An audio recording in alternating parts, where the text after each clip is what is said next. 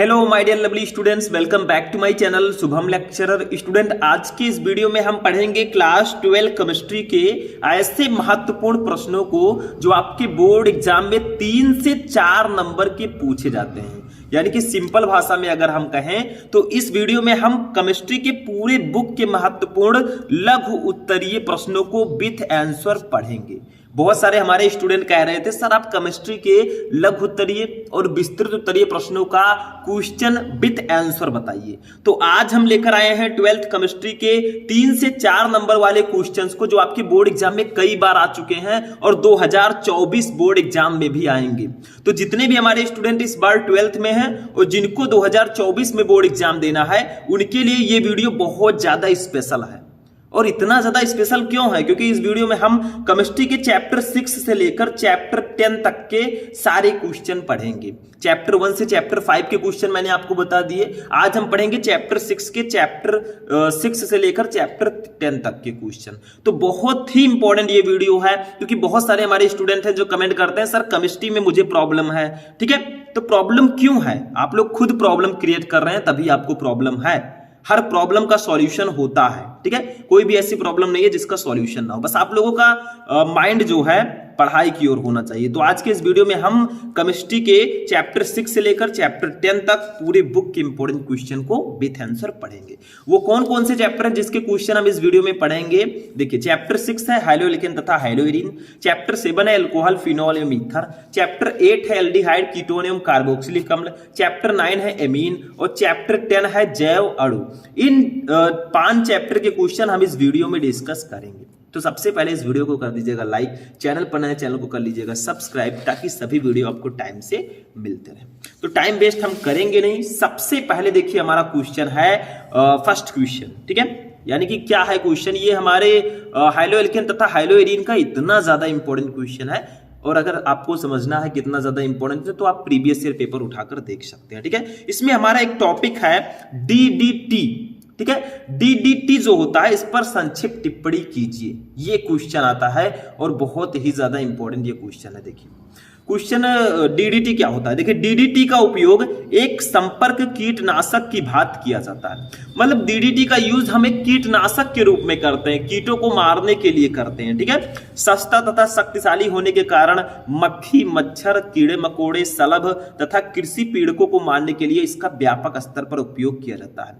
मतलब डीडीटी थोड़ा सा सस्ता है इसीलिए इसका उपयोग मक्खी, मच्छर, कीड़े मकोड़े, शलभ और जो कृषि में जो हमारे फसल है उसमें कीड़े लग जाते हैं या पीड़क होते हैं उनको मारने के लिए इसका व्यापक स्तर से उपयोग किया जाता है। ठीक है, ध्यान से समझिएगा, कुछ है नहीं, हमारे डेली रूटीन जो लोग खेती करते हैं किसान उनसे रिलेटेड है ये। ठीक है, देखिए ये मुख्यतः मलेरिया फैलाने वाले मादा एनाफ्लीज मच्छर तथा टाइफस वाहकों जुओं को समाप्त करने में प्रभावकारी है। कितना ज्यादा इंपॉर्टेंट है और कितना अच्छा उपयोग इसका है। देखिए जो मलेरिया फैलाने वाले मादा एनाफ्लीज मच्छर हैं उनको भी ये डीडीटी मार देता है। अब भैया जब मच्छर नहीं रहेंगे एनाफ्लीज तो कहां से मलेरिया होगा? ठीक है, तो कितना यूजफुल है। तथा टाइफस वाहक जुओं को मारने के लिए भी ये प्रभावकारी है। ठीक है, द्वितीय विश्व युद्ध के पश्चात कीटनाशक के रूप में डीडीटी का उपयोग विश्व स्तर पर तेजी से बढ़ा। जब द्वितीय विश्व युद्ध हुआ, सेकेंड वर्ल्ड वॉर, इसके बाद कीटनाशक के रूप में डीडीटी का यूज विश्व स्तर पर तेजी से बढ़ा।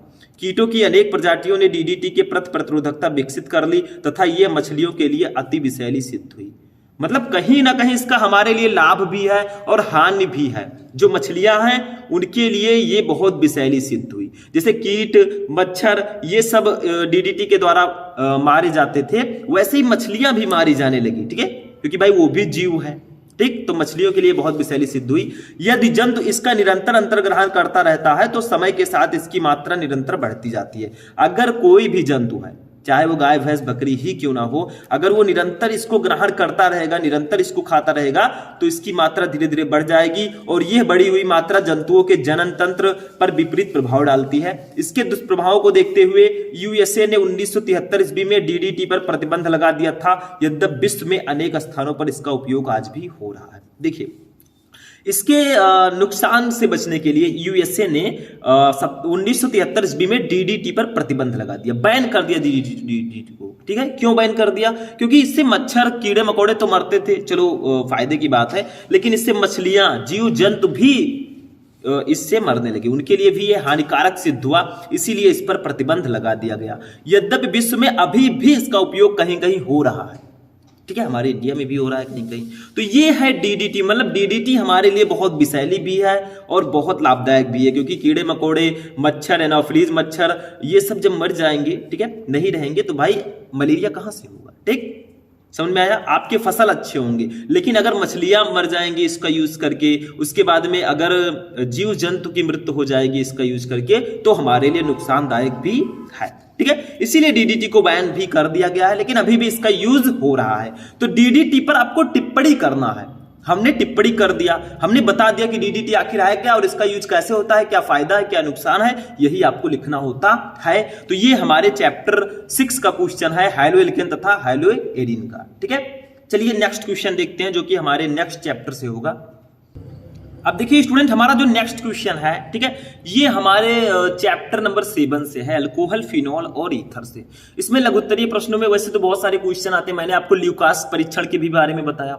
ये कोई पहला वीडियो नहीं है, इससे पहले भी मैं आपको चैप्टर 6 से लेकर चैप्टर 10 तक के सारे क्वेश्चन में बता चुका हूं। चैप्टर 1 से चैप्टर 10 तक सारे क्वेश्चन मैंने एक वीडियो में बता दिया है।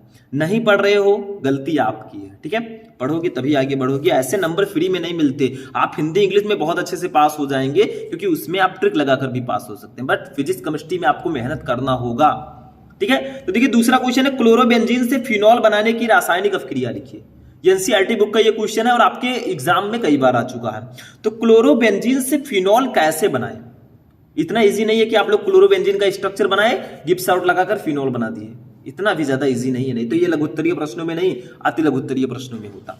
सबसे पहले क्लोरोबेंजीन का फॉर्मूला आपको पता होना चाहिए। देखिए ऐसे हमने किया, पहले आपको एक बेंजीन रिंग बनानी है। देखिए अच्छे से मैं बना रहा हूं, ऐसे कर दिया, इसके ऊपर हमने लगा दिया Cl, ये हो गया आपका क्लोरोबेंजीन, मतलब C6H5Cl, ये फॉर्मूला होता है। चाहे इसको आप बेंजीन रिंग बनाकर ऊपर Cl लिख दे, ये आपका क्लोरोबेंजीन है। ठीक है, इसकी अभिक्रिया आपको करानी होगी सोडियम हाइड्रोक्साइड से, NaOH से। इसका जब हम रिएक्शन कराएंगे तो देखिए हमने रिएक्शन करा दिया, टेम्परेचर कितना होगा, 623 केल्विन। ठीक है, और दाब कितना होगा, 300 वायु, इतना दाब होगा। तब ये हमारा क्या बनेगा, देखिए हम क्लोरोबेंजीन की अभिक्रिया NaOH से करा रहे हैं, तो देखिए हमारा यहां पे क्या बनेगा। ठीक है, ऐसे जैसे हम लोग उसमें बेंजीन रिंग बनाए थे, ऐसे इसमें भी बनाएंगे। बस क्लियर एक बात समझिए आप लोग, देखिए ये O जो है इस Cl को हटा देगा, ये वो और Na इसके ऊपर चला जाएगा, और जो Cl है वो H के साथ जुड़कर HCl बाहर निकल जाएगा। ठीक है, तो ये O जो है ये ऊपर चला जाएगा, O माइनस रहेगा, और Na ये दोनों ऊपर चलेंगे, Na प्लस रहेगा। ठीक है, तो ये आपका हो जाएगा फिनॉक्साइड आयन, इसको बोलते हैं फिनॉक्साइड आयन। मतलब जब आप क्लोरोबेंजीन से फिनॉल बनाएंगे तो आपका एक मध्यवर्ती आयन बनता है, जिसको फिनॉक्साइड आयन कहते हैं। कब बनेगा, जब आप क्लोरोबेंजीन की अभिक्रिया सोडियम हाइड्रोक्साइड के साथ 623 केल्विन पर और 300 वायुमंडलीय दाब पर कराएंगे तो फिनॉक्साइड आयन बनेगा। यहां से O और Na यहां पर जुड़ जाएगा, ये ClH के साथ जुड़कर HCl हाइड्रोक्लोरिक एसिड बना लेगा। ठीक है, जो कि मैं यहां पर लिख रहा हूं, देखिए ये आपका HCl। अब इसकी अभिक्रिया कराएंगे HCl से। ठीक है, अब देखिए क्या बनेगा,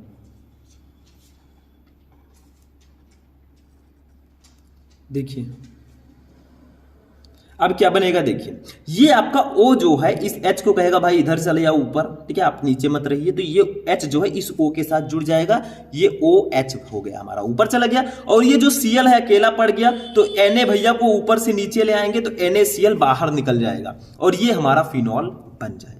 इस प्रकार से आप क्लोरोबेंजीन से फिनॉल बना सकते हैं। कैसे, क्लोरोबेंजीन की अभिक्रिया हमने सोडियम हाइड्रोक्साइड से कराई 623 केल्विन ताप पर और 300 वायुमंडलीय दाब पर, तो हमारा फिनॉक्साइड आयन बना। यहां से ONa ऊपर चला गया, Cl भाई बाहर आ गए, नीचे, ठीक है, HCl बाहर निकल गया। फिर हमने इस फिनॉक्साइड आयन की अभिक्रिया HCl से कराया तो हमारा देखिए H, ये O ने H को बुला लिया अपने पास तो OH बन गया और Na जो है Cl के पास चला आया, ठीक है, इसने H को भेजा तो Na को नीचे बुला लिया, ठीक, कोई ना कोई रहना चाहिए, तो ये आपका NaCl बाहर निकल गया। भाई समझाने के लिए मैं बोल रहा हूँ, ये बुलाना उलाना इसमें नहीं है, ठीक है। तो ये आपका है क्लोरोबेंजीन, इसका नाम है क्लोरोबेंजीन, ठीक है। इनको तो जानते हैं भाई आप लोग, सोडियम हाइड्रोक्साइड लिख दीजिएगा, इनका नाम है फिनॉक्साइड आयन, फिनॉक्साइड आयन, ठीक है, और ये है फिनॉल। तो इस प्रकार से हम क्लोरोबेंजीन से फिनॉल बना सकते हैं। पहले क्लोरोबेंजीन की अभिक्रिया सोडियम हाइड्रोक्साइड से कराएंगे, फिनॉक्साइड आयन बनेगा, फिर HCl से कराएंगे, फिनॉल बन जाएगा। बस क्लोरोबेंजीन से फिनॉल बनाना है, तो ये रिएक्शन आप लोग बिल्कुल प्रिपेयर कर लीजिएगा। चलिए आगे बढ़ते हैं, नेक्स्ट क्वेश्चन। अब देखिए स्टूडेंट, हमारा क्वेश्चन नंबर 3 जो है ये हमारे नेक्स्ट चैप्टर से है, एल्डिहाइड, कीटोन एवं कार्बोक्सिलिक अम्ल से। बहुत इंपॉर्टेंट क्वेश्चन है।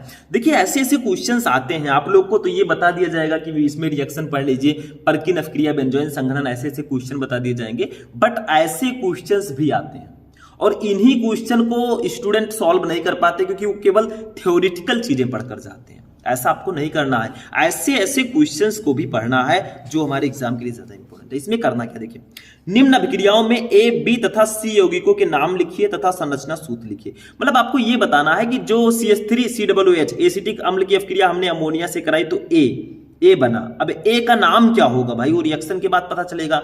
फिर ए की अभिक्रिया हमने NaOBr से कराया, NaOBr क्या है, सोडियम हाइपोब्रोमाइड, इसकी अभिक्रिया कराई तो बी बना। अब बी क्या है अभी मैं बताऊंगा। फिर हमने बी की अभिक्रिया NaNO2 और HCl से कराया, सोडियम नाइट्राइड और हाइड्रोक्लोरिक एसिड से, तो सी बना। अब सी क्या है, ये रिएक्शन करने के बाद ही पता चलेगा कि इसको जब NH3 के साथ अभिक्रिया कराया तो हमारा प्रोडक्ट क्या बना। देखिए हम यहां पे इसको पूर्ण करते हैं, मतलब आपको पूर्ण करना है। ए की जगह पर क्या होगा, बी, और सी की जगह पर देखिए ये हमारा हो गया CH3COOH, ठीक है। इसकी अभिक्रिया हम लोग करा रहे हैं किससे, ध्यान दीजिएगा, इसकी अभिक्रिया हम लोग करा रहे हैं NH3 के साथ, इसको गर्म करेंगे तो हमारा क्या बनेगा बताइए आप लोग। देखिए ये CH3 आपका ऐसे ही रहेगा CH3, ठीक है, CO भी ले लेंगे, CO हमने ले लिया, ठीक है, CH3CO ले लिया। यहां से NH3 में से NH2 हम ले लेंगे, NH3 में से NH2 ले लिया तो बचा क्या, यहां पे एक H बचा, यहां पे H बचा, H2 और वो बचा H2, वो बाहर निकल जाएगा, ठीक है। तो जब हम एसिटिक अम्ल की अभिक्रिया अमोनिया से कराते हैं तो हमारा CH3CONH2 बचता है। इसका नाम क्या है बताइए, CH3CONH2, इसका नाम है एसिटामाइड। अभी मैं लिखकर बताऊंगा, टेंशन मत लीजिएगा। अब देखिए हमारा ए तो पता चल गया कि हाँ ए के जगह पर एसिटामाइड रहेगा, लेकिन अभी भी हमें जो ए आया है उसकी अभिक्रिया NaOBr से करानी है, ठीक है, ऐसे हम लोग करा देंगे तो हमारा क्या बनेगा, बी क्या बनेगा, देखिए ध्यान दीजिएगा, ये CH3 आपका ऐसे रहेगा CH3, ठीक है, NaOBr क्या है, नाम याद कर लीजिए, सोडियम हाइपोब्रोमाइड, ठीक है। तो यहां पे हमारा देखिए ये CO इधर चला जाएगा, NH2 बचेगा, NH2, ये हमारा बन गया मेथिल एमीन। समझ में आ रहा है, मतलब हमने एसिटामाइड की अभिक्रिया जब NaOBr से कराया तो मेथिल एमीन बना, यानी कि बी के जगह पर मेथिल एमीन हो गया। अब हमें बी का भी रिएक्शन कराना है, चलिए इसको मैं अलग कर देता हूं। देखिए मैं ऐसे समझाने के लिए कर रहा हूं, आप लोग इसको समझ लीजिएगा, ठीक है, ये यहां पे मैं लिख देता हूं, ठीक, समझाने के लिए मैं बोल रहा हूं। अब CH3NH2 की अभिक्रिया हमें किससे करानी है, देखिए मैं यहां पे लिख देता हूं NaNO2 और प्लस HCl से करानी है। देखिए CH3NH2 की अभिक्रिया NaNO2 प्लस HCl से करानी है तो क्या बनेगा, देखिए ये हमारा बनेगा CH3, ठीक है, और यहां से हम ले लेंगे O ले लेंगे और यहां से एक H ले लेंगे, CH3OH बनेगा, मेथेनॉल बनेगा, ठीक है। तो हमें क्या पता चला, A के जगह पर क्या बना, एसिटामाइड, B के जगह पर क्या बना, मेथिलेमीन, और C के जगह पर क्या बना, मेथिल अल्कोहल या मेथेनॉल इसको बोलते हैं। तो यही होगा आपका नाम, देखिए इसका नाम है एसिटिक अम्ल, एसिटिक अम्ल, ठीक है। इसकी अभिक्रिया हमने अमोनिया से कराई तो हमारा बना एसिटामाइड, एसिटामाइड, ये बन गया, ठीक है। अब इसकी अभिक्रिया हमने NaOBr से कराया तो मेथिल एमीन बना, मेथिल एमीन, ठीक है। अब मेथिल एमीन की अभिक्रिया हमने NaNO2 और HCl से कराया तो हमारा मेथेनॉल बना, मेथेनॉल। आप लोग जहां तक हो सके सीधा सीधा लिखिएगा, ये टेढ़ा मेढ़ा लाइन ना बनाए तो भी बेटर रहेगा, ठीक है। तो ये हमारा बन गया। ए के जगह पर क्या बना, निम्न अभिक्रियाओं में ए, बी तथा सी यौगिकों के नाम तथा संरचना सूत्र आपको लिखना है। तो देखिए ये हमारे हैं भैया ए, ये ए हो गए, ये बी हो गए और ये हमारे हो गए सी, ठीक है, ये सी हो गए। बस ए बी सी, ए का नाम है एसिटामाइड, बी का नाम है मेथिलेमीन, सी का नाम है मेथेनॉल, बस हो गया। यही करना था, कुछ है नहीं इसमें, ठीक है। तो इस प्रकार से आपको रिएक्शंस करना होता है। चलिए आगे बढ़ते हैं, अब हम देखते हैं नेक्स्ट क्वेश्चन, क्वेश्चन नंबर 4। अब देखिए स्टूडेंट, हमारा नेक्स्ट क्वेश्चन है क्वेश्चन नंबर 4, जो कि हमारे नेक्स्ट चैप्टर से है। चैप्टर का नाम है aldehyde ketone, sorry amine chapter का ये है, ठीक है। क्योंकि इसके बाद हमारा लास्ट क्वेश्चन आएगा जो कि हमारे चैप्टर नंबर किससे होगा, चैप्टर नंबर 10 से होगा। देखिए ये हमारा चैप्टर 9 का क्वेश्चन है। देखिए क्या होता है जब केवल रासायनिक समीकरण लिखिए, क्या होता है जब ऐसे क्वेश्चंस आते हैं। ऐसा मत समझिए कि सिर्फ विस्तृत तरीये में भी आता है, क्या होता है जब, हमारे लघुत्तरीय में भी आता है, कई बार आ चुका है। देखिए क्या होता है जब केवल रासायनिक समीकरण लिखिए। सबसे पहला, एनिलीन नाइट्रस अम्ल से कम ताप 273 से 268 केल्विन पर क्रिया करता है। क्या होगा अगर एनिलीन जो है वो नाइट्रस अम्ल से 273 से लेकर 268 केल्विन टेम्परेचर पर क्रिया करेगा। और दूसरा है, क्या होता है जब एनिलीन का ब्रोमीनीकरण करते हैं। देखिए ये दोनों रिएक्शन आपको समझने होंगे, और ये क्या होता है जब केवल रासायनिक समीकरण आपको देना। फर्स्ट वाला हम पहले सॉल्व करेंगे। फर्स्ट वाला है, क्या होता है जब एनिलीन नाइट्रस अम्ल से कम ताप 273 से 268 केल्विन पर क्रिया करता है। तो हम लेते हैं सबसे पहले एनिलीन। देखिए ये हमारा हो जाएगा एनिलीन, ऐसे कुछ स्ट्रक्चर बनाएंगे। ये हमारा बेंजीन है, इसके ऊपर लगा देंगे NH2, ये हमारा एनिलीन हो गया।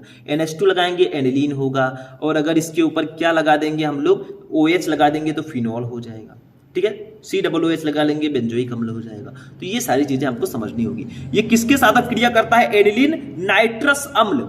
नाइट्रस अम्ल का फॉर्मूला होता है HNO2। फॉर्मूला अगर पता है केमिकल फॉर्मूला, तभी आप इसको कर पाएंगे, ये ध्यान रखिएगा। और केमिकल फॉर्मूला ज्यादा से ज्यादा आप पढ़ लीजिए, ठीक है। बाद में ये ना रहा है कि आपको एथिल अल्कोहल का फॉर्मूला नहीं पता, एसिटिक अम्ल का नहीं पता, एथिल अल्कोहल का नहीं पता, मेथिल अल्कोहल का नहीं पता, ऐसा नहीं होना चाहिए, ठीक है। और इसकी अभिक्रिया हम HCl से भी कराएंगे। मतलब जब हम एनिलीन की अभिक्रिया नाइट्रस अम्ल से, 2 ही आपको रिएक्टेंट दिए गए थे, लेकिन आपको एक रिएक्टेंट और लेना है। कोई जरूरी नहीं है 2 रिएक्टेंट दिए गए हैं अभिकारक तो 2 ही आप लें, इसकी अभिक्रिया हम लोग करा देंगे, ठीक है। तो ऊपर क्या है, टेम्परेचर दिया है 273 से 268 केल्विन, तो 273 से 268 केल्विन। तो हमारा क्या बनेगा, देखिए ध्यान दीजिए। पहले तो बेंजीन रिंग बनाएंगे, जो हमें बनाना ही बनाना है, ठीक है। थोड़ा और अच्छे से आप लोग प्रेजेंट कीजिएगा बेंजीन रिंग को, ठीक, अच्छा लगे दिखने में भाई।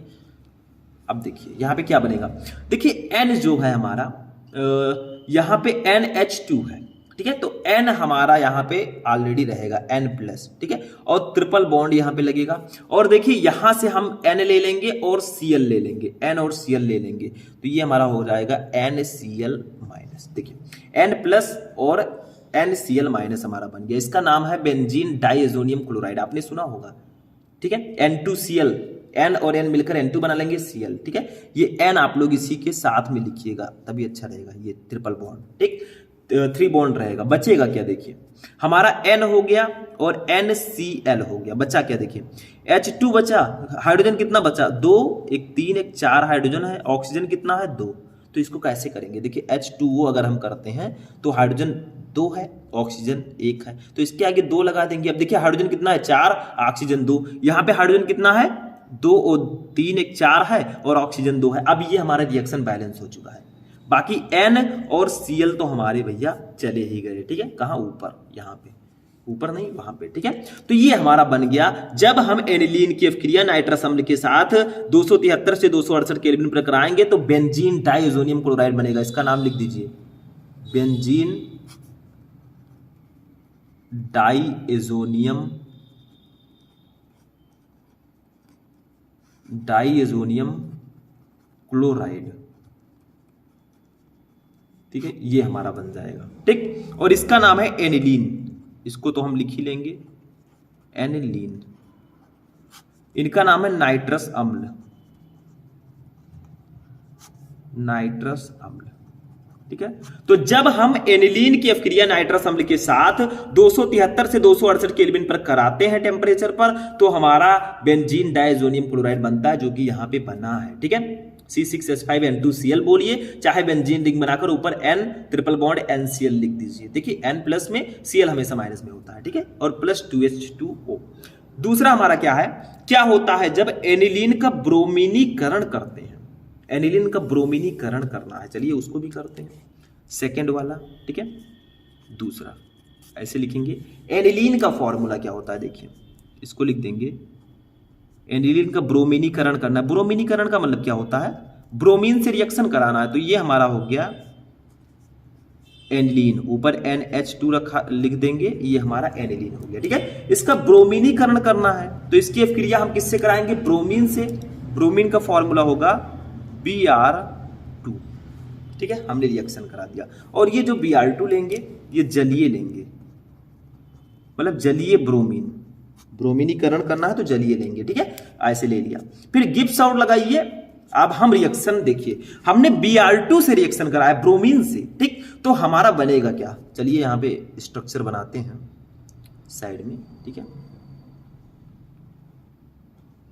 बेंजीन का स्ट्रक्चर थोड़ा अच्छे से बनाइएगा इस प्रकार से, ठीक है। फिर हमारा क्या बनेगा, देखिए NH2 तो आपका ऊपर रहेगा ही, ये बन गया भैया, ठीक है। देखिए यहाँ पे Br2 है, यहाँ पे एक Br ऐसे हमारा जुड़ जाएगा, यहाँ पे भी एक Br जुड़ जाएगा, ठीक है, और यहाँ पे भी एक Br जुड़ेगा, Br।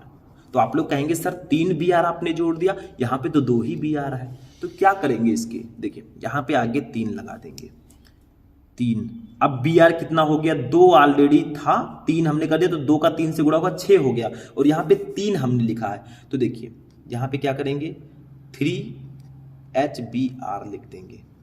आप लोग कहेंगे सर जी 3HBr कैसे हो गया, देखिए जब यहाँ पे Br लगा तो एक हाइड्रोजन विस्थापित हुआ, यहाँ पे Br लगा एक हाइड्रोजन हटा, यहाँ पे Br लगा एक हाइड्रोजन हटा। देखिए यहाँ पे जब ये एनिलीन है तो यहाँ सब कोने कोने पर हाइड्रोजन है, अगर यहाँ पे हमने Br लगा दिया है तो हाइड्रोजन हट जाएंगे, 3 जगह Br लगाया है तो 3 हाइड्रोजन हटेंगे, तो 3H हो गया, और Br हमारा कितना है, 3 यहां हो गया, और 1 2 3 6 हो गया, यहाँ पे भी 2 का 3 से गुणा होगा 6 होगा। मतलब एक चीज समझिए मैं जो बोल रहा हूं, देखिए एनिलीन हमारा है, इसका फॉर्मूला होगा C6H5NH2। अब अगर आप लोग देखिए यहाँ कोने कोने पर हाइड्रोजन होता है, ठीक है, यहाँ पे हाइड्रोजन हटा था तभी NH2 जुड़ा था, तो यहाँ पे जब यहाँ पे ब्रोमीन जोड़ेंगे 3 कोने पर तो 3 हाइड्रोजन यहाँ से निकलेगा, जो कि मैंने यहाँ पे लिख दिया 3H, और Br हमारा 2 का 3 से गुणा होगा 6 होगा, यहाँ पे 3 है, 3 और लिख दिया, 3HBr हो गया, बस यही हो गया। तो जब एनिलीन का ब्रोमीनीकरण कराते हैं तो बनता है 2,4,6 ट्राई ब्रोमो एनिलीन। देखिए इसका नाम होगा 2,4,6 ट्राई ब्रोमो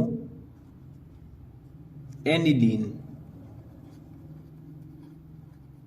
एनिलीन ये इसका नाम होगा 2,4,6 ट्राई ब्रोमो एनिलीन, यानी कि यहां से 2 3 4 2 4 6 ट्राई ब्रोमो एनिलीन, और ये आपका होगा एनिलीन, एनिलीन, ठीक है। तो जब एनिलीन का ब्रोमीनीकरण होता है, एनिलीन की अभिक्रिया ब्रोमीन से कराते हैं, तो हमारा 2,4,6 ट्राई ब्रोमो एनिलीन बनता है और हाइड्रोजन ब्रोमाइड बाहर निकल जाता है, बस हो गया।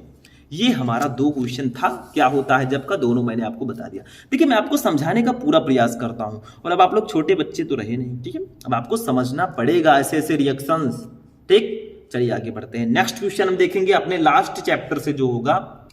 अब देखिए स्टूडेंट, हमारा जो नेक्स्ट क्वेश्चन है ये हमारे लास्ट चैप्टर से है, जैव अणु से। क्वेश्चन क्या है, ग्लूकोज का ऑक्सीकरण, इस पर संक्षिप्त टिप्पणी कीजिए। ग्लूकोज का ऑक्सीकरण कैसे करते हैं, ये क्वेश्चन इंपॉर्टेंट है, आप देखेंगे 2-3 बार एग्जाम में आ चुका है। तो देखिए ग्लूकोज का ऑक्सीकरण हम 2 प्रकार से करते हैं, एक तो आप ब्रोमीन जल के द्वारा ऑक्सीकरण कीजिए, और दूसरा नाइट्रिक अम्ल द्वारा ऑक्सीकरण। अब ऐसे थोड़ी ना होगा, इसको हमें कराना होगा। तो देखिए ब्रोमीन जल द्वारा ऑक्सीकरण कैसे करेंगे, ग्लूकोज का फॉर्मूला पता है कि नहीं पता है, देखिए वैसे सिंपल फॉर्मूला C6H12O6 होता है, लेकिन स्ट्रक्चरल फॉर्मूला अभी मैं बताऊंगा। तो ब्रोमीन जल या आयोडीन का क्षारीय विलयन या अन्य मृदु ऑक्सीकारक ग्लूकोज को ग्लूकोनिक अम्ल में ऑक्सीकृत कर देता है। यानी कि अगर आप लोग ग्लूकोज का ऑक्सीकरण ब्रोमीन जल द्वारा करेंगे तो आपको ग्लूकोनिक एसिड प्राप्त होगा। मतलब ब्रोमीन जल या आयोडीन का क्षारीय विलयन या अन्य मृदु ऑक्सीकारक ग्लूकोज को ग्लूकोनिक अम्ल में परिवर्तित कर देता है। रिएक्शन देखते हैं। देखिए ग्लूकोज को हम इस प्रकार से भी लिखते हैं, ध्यान से समझिएगा। ये आपका हो जाएगा CHO सिंगल बॉन्ड, ठीक है, CHOH इस पे 4 लगा देंगे और फिर हमारा हो जाएगा CH2OH। इस प्रकार से भी हम ग्लूकोज को लिखते हैं, ठीक है। ये ऐसे भी ये स्ट्रक्चरल फॉर्मूला है, तो इस प्रकार से हम ग्लूकोज को लिखेंगे। अगर आप लोग गिनेंगे तो कार्बन कितना है देख लीजिए, 1 कार्बन और इसका 4 है तो 4 1 5 कार्बन और 6 कार्बन। हाइड्रोजन कितना है 1 और 8 यहाँ पे होगा, 4 इसका 8 1 9 2 2 11 1 12। C6H12 हो गया। O कितना है 6 होना चाहिए तो 1 है, 4 1 5 1 6 ये भी है, ठीक है। इसका ऑक्सीकरण कराएंगे किसके द्वारा, ब्रोमीन जल के द्वारा। तो ब्रोमीन जल को Br2 और प्लस H2O, ये ब्रोमीन जल है, इसका ऑक्सीकरण कराएंगे O, ठीक है। तो बनेगा क्या देखिए, ध्यान दीजिएगा थोड़ा सा। ये जो CHO है यहां पे क्या होगा, ये वाला O जो है इससे जुड़ जाएगा तो इसी के जगह पर हमारा COOH हो जाएगा। बाकी सेम आपका वैसे ही रहेगा, सिर्फ जो एल्डिहाइड ग्रुप है वो कार्बोक्सिलिक अम्ल वाले ग्रुप में परिवर्तित हो जाएगा। बाकी देखिए ये हमारा CHOH का होल 4 और ये हमारा CH2OH, ये हमारा ऐसे ही रहेगा। मतलब यहां पे क्या हो रहा है, इस अपक्रिया में केवल एल्डिहाइड समूह ऑक्सीकृत होता है। ये जो एल्डिहाइड समूह है ग्लूकोज पर यही केवल ऑक्सीकृत होगा, ये बदल जाएगा कार्बोक्सिलिक अम्ल वाले ग्रुप पर। देखिए एल्डिहाइड का फंक्शनल ग्रुप होता है CHO, कार्बोक्सिलिक अम्ल का होता है COOH। तो ये ग्लूकोज है, ग्लूकोज, और ये है ग्लूकोनिक अम्ल, ग्लूकोनिक अम्ल, ठीक है। तो जब हम ग्लूकोज का ऑक्सीकरण ब्रोमीन जल के द्वारा कराते हैं तो इसका जो एल्डिहाइड ग्रुप है वो कार्बोक्सिलिक अम्ल में ऑक्सीकृत हो जाता है। सिर्फ एल्डिहाइड ग्रुप ऑक्सीकृत होता है। देखिए यहाँ पे CHO की जगह पर COOH हो जाएगा, बाकी ऐसे ही नीचे रहेगा, ठीक है। बस हो गया। दूसरा देखिए नाइट्रिक अम्ल के द्वारा भी इसका ऑक्सीकरण हम करते हैं। नेक्स्ट स्टेप देखिए, नाइट्रिक अम्ल द्वारा ऑक्सीकरण। तो देखिए सांद्र नाइट्रिक अम्ल एवं अन्य प्रबल ऑक्सीकारक ग्लूकोज को ग्लूकोसैकेरिक अम्ल या इसे ग्लूकैरिक अम्ल भी बोलते हैं, इसमें ऑक्सीकृत कर देते हैं। मतलब सांद्र नाइट्रिक अम्ल एवं अन्य प्रबल ऑक्सीकारक जो है वो ग्लूकोज को ग्लूकोसैरिक अम्ल में ऑक्सीकृत कर देते हैं। इसको कैसे करेंगे आप लोग देखिए, ध्यान दीजिए। इसमें भी ग्लूकोज का स्ट्रक्चर बनाएंगे ऐसे, CHO, ठीक है, सिंगल बॉन्ड CHOH का 4 और सिंगल बॉन्ड CH2OH, ये हमने कर दिया, ठीक। समझ में आ रहा है। इसका हम लोग ऑक्सीकरण अब कराएंगे तो यहां पे ऑक्सीजन की मात्रा 3 लेंगे, 3 ऑक्सीजन, और HNO3 नाइट्रिक अम्ल के साथ इसका ऑक्सीकरण करना है भाई। नाइट्रिक अम्ल का फॉर्मूला HNO3 होता है। तो हमारा क्या होगा देखिए, ये CHO तो COOH में बदलेगा ही, इसको बदल देते हैं। ये हमारा जो नीचे है CHOH ये ऐसे ही रहेगा, CHOH का 4, और ये जो हमारा CH2OH है ये CH2OH नहीं रहेगा, ये भी CO और एक O यहां से ले लेंगे। देखिए एक O ये इसमें चला गया, एक O इसमें ले लेंगे तो ये हमारा COOH रहेगा, इसमें बदल जाएगा। मतलब यहाँ पे CH2OH नहीं रहेगा। देखिए C ले लेंगे, यहां से एक O ले लेंगे, OOH हो गया। बचा क्या, यहाँ पे भी एक O चला गया, यहाँ पे H2 बचा और O बचा, ये बाहर निकल जाएगा H2O, ठीक है। तो जब हम ग्लूकोज का ऑक्सीकरण नाइट्रिक अम्ल के साथ कराते हैं तो हमारा बनता है ग्लूकोसैकेरिक अम्ल, ग्लूकोसैकेरिक अम्ल, ठीक है। ये है ग्लूकोज, ग्लूकोज। तो इसमें क्या होता है भैया, इसमें जो है एल्डिहाइड ग्रुप का ऑक्सीकरण होता है, ठीक है, COOH में, और यहाँ पे CH2OH की जगह पर COOH। देखिए ध्यान दीजिए, यहाँ पे एक ऑक्सीजन हमारा एडजस्ट हुआ, यहाँ से यहाँ पे एक ऑक्सीजन एडजस्ट हुआ, बचा क्या, एक ऑक्सीजन बचा, यहाँ से 2 हाइड्रोजन मिलकर जल बना लिए, बस हो गया। तो जब हम ग्लूकोज का ऑक्सीकरण नाइट्रिक अम्ल के द्वारा कराते हैं तो ग्लूकोसैकेरिक अम्ल बनता है, इसका फॉर्मूला यही होता है, ठीक है। तो ये हमारा था क्वेश्चन नंबर 5, ठीक है। और आज का जो हमारा क्लास है, पूरे केमिस्ट्री के लघुत्तरीय प्रश्नों को मैंने एक वीडियो में बताया, बहुत इंपॉर्टेंट क्लास थी। तो ये वीडियो बहुत इंपॉर्टेंट है, आप लोग समझ नहीं सकते कितना ज्यादा इंपॉर्टेंट है। ठीक है, समझ में आया बहुत अच्छी बात है, नहीं तो दोबारा आप वीडियो को देखिए, क्योंकि अब आपको तैयारी करना ही होगा। तो आज का ये क्लास यहीं पर फिनिश होगा। इस वीडियो को लाइक कर दीजिएगा, चैनल पर नए चैनल को सब्सक्राइब कर लीजिएगा। मिलेंगे नेक्स्ट वीडियो में नेक्स्ट टॉपिक के साथ, तब तक के लिए जय हिंद।